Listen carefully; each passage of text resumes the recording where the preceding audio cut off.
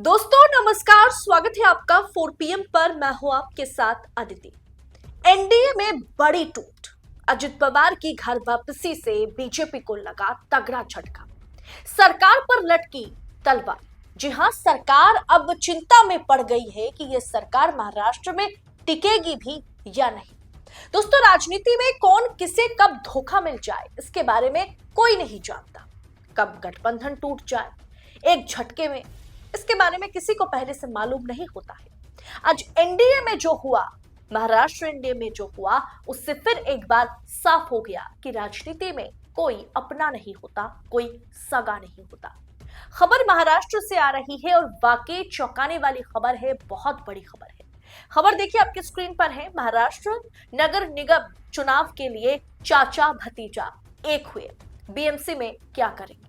दोस्तों, जिस दिन कांग्रेस ने उद्धव ठाकरे की शिवसेना के साथ बीएमसी में साथ चुनाव न लड़ने का फैसला लिया था, ऐलान किया था, उस दिन मैंने आपको वो खबर दिखाई थी और आपको मैंने ये भी बतलाया था कि सिर्फ महाविकास अघाड़ी नहीं, अब देखना बीएमसी चुनाव में एनडीए भी टूटेगा। देखिए, आज वही हुआ। महाराष्ट्र की राजनीति में एक बड़ा उलटफेर देखने को मिला है, जब महाराष्ट्र में मुंबई यानी बीएमसी समेत 29 नगर महापालिकाओं के लिए मंगलवार तक नामांकन किए जाने की बात हो रही थी, जहां ठाकरे ब्रदर्स यानी आप जानते हैं कि राज ठाकरे और उद्धव ठाकरे एक साथ आ गए। उद्धव ठाकरे वाली शिवसेना से कांग्रेस अलग हो गई। अब महाराष्ट्र में डिप्टी सीएम अजित पवार ने ऐलान किया है कि परिवार एक साथ आ रहा है। अजित पवार की एनसीपी ने शरद पवार वाली एनसीपी के साथ एक साथ चुनाव लड़ने का ऐलान कर दिया है, जिससे घबराहट बीजेपी में बढ़ गई।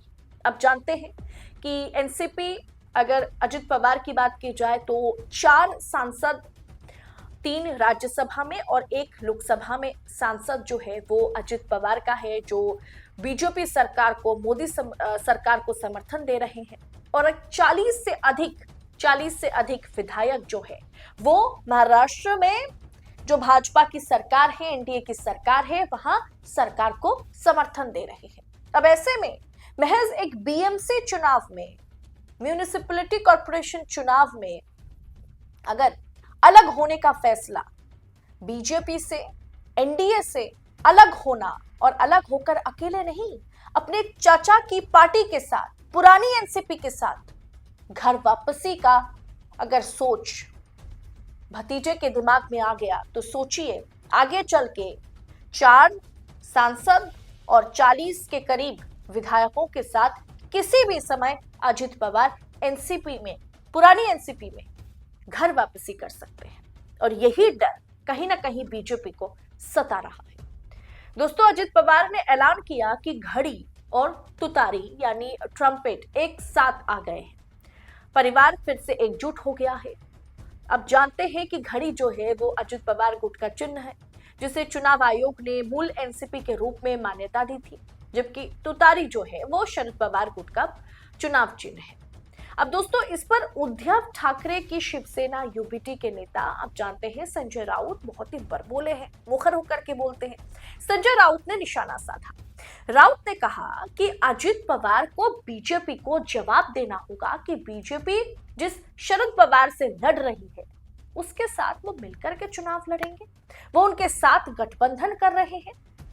संजय राउत ने आगे ये भी कहा कि जवाब अमित शाह और शरद पवार को भी देना होगा, कि आप अमित शाह को देना है कि उन्होंने कैसे अलाउ कर दिया, और शरद पवार को भी देना है कि आखिर उन्होंने अपने भतीजे, जिन्होंने उन्हें धोखा दिया, पार्टी तोड़ दी, चुनाव चिन्ह तक जो ओरिजिनल चुनाव चिन्ह है वो भी साथ लेके गया।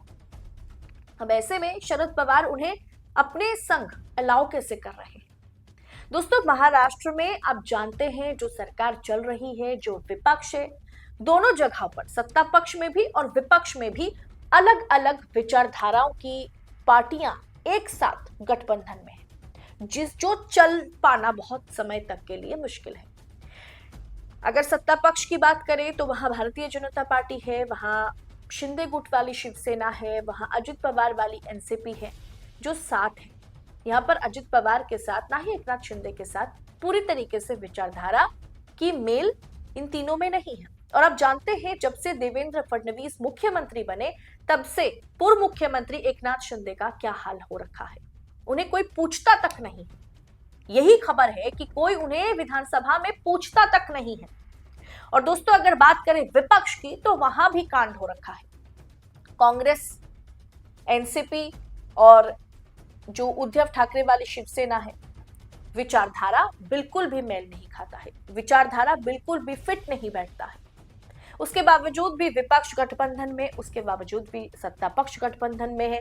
अब बीएमसी जैसे चुनाव में, असेंबली इलेक्शन नहीं, लोकसभा चुनाव नहीं, विधानसभा नहीं, महज बीएमसी चुनाव में ये सब अलग थलग हो गए।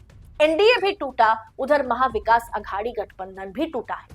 फिलहाल दोस्तों आगे देखना दिलचस्प होगा कि अजित पवार ने ये जो फैसला लिया है, क्या ये फैसला वो अपने 40 के करीब विधायकों के साथ और 4 मेंबर ऑफ पार्लियामेंट के साथ क्या बरकरार रखेंगे? क्या वो बीएमसी चुनाव में जिस तरह से भाजपा से अलग हुए हैं, क्या वो आगे चल के एनडीए से समर्थन वापस लेंगे और उनकी क्या वाकई 100% घर वापसी होगी? क्योंकि इसे हम 100% घर वापसी नहीं कह सकते, क्योंकि ये महज बीएमसी चुनाव के लिए है। ये आने वाला वक्त बताएगा, लेकिन ये कहीं ना कहीं भाजपा के मन में एक डर, एक भय को पैदा कर दिया है कि अगर बीएमसी चुनाव में ये पार्टी चाचा के पास, भतीजे अगर जा सकते हैं, पार्टी एनडीए से अगर अलग हो सकती है, अजित पवार अगर मोदी शाह से, फडणवीस से अलग हो सकते हैं, तो आगे चल के कुछ भी संभव है। फिलहाल आपकी राय क्या है इस पर कमेंट बॉक्स में हमें बताइएगा। ऐसी तमाम खबरों को, राजनीतिक पड़ताल को इसी तरह से पाने के लिए 4PM न्यूज नेटवर्क के साथ बने रहे। मुझे दीजिए इजाजत, बहुत बहुत शुक्रिया आप सभी का। जय हिंद, जय भारत।